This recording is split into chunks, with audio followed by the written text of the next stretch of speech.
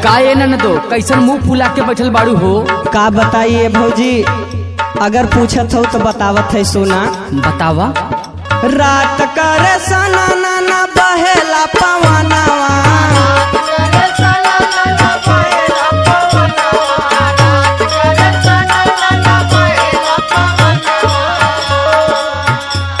अरे बहेला पवनवा भौजी बहेला पवनवा,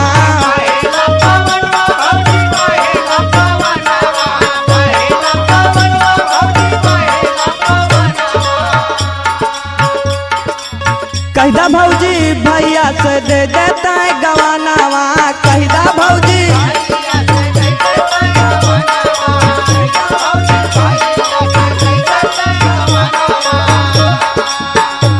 सुनत हो भौजी? सुनत है हो ननदो।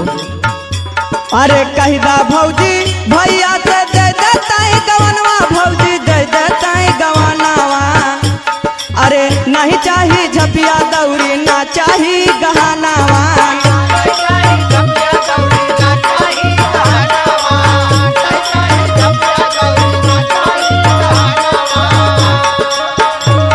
हो नहीं चाहिए झपिया दौरी ना चाहिए गहनवा, भौजी ना चाहिए गहनावा।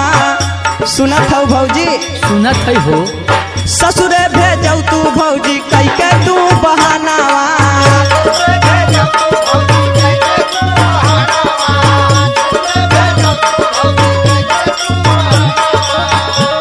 हो कई के तू बहनवा भौजी कई के तू बहानावा, यार कई के तू बहानावा, ससुरे भेजौ तू भौजी कई के तू बहानावा।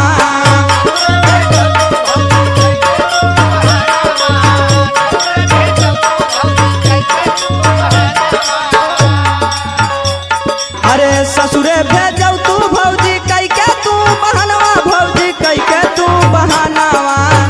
सुनत हो ये भौजी? अरे सुनत है हो ननदो।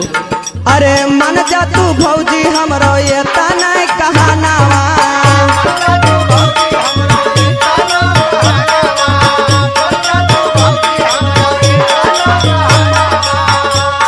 हो मन जा तू भौजी हमरो इतना ही कहनवा, भौजी इतना ही कहानावा।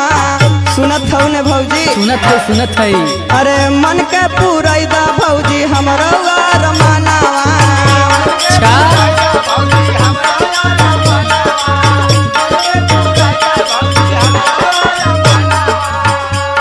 हो मन के पूरैदा भौजी हमरो यार मनवा, भौजी हमरो यार मनवा।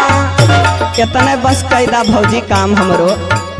चला ठीक बात सुनते लगा कोनो बहाना करब। हो मन के पूरैदा भौजी हमरो यार मनवा, भौजी हमरो यार मनवा, दिन रात देखिला हम पियवई के सपनावा,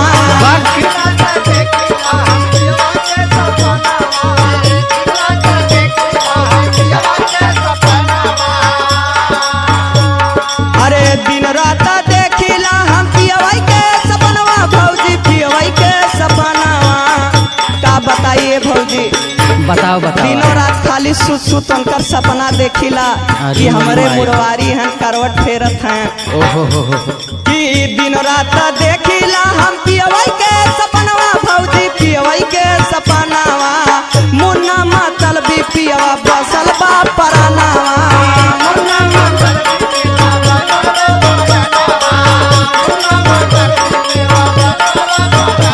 हो मुन्ना मतलबी पियवा बसल बा परानावा।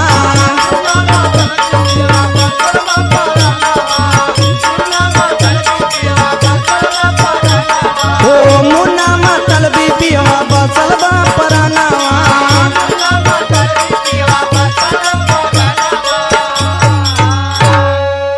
चला ठीक बा, आज तोहरे भैया के समझा दे। ठीक बा भौजी।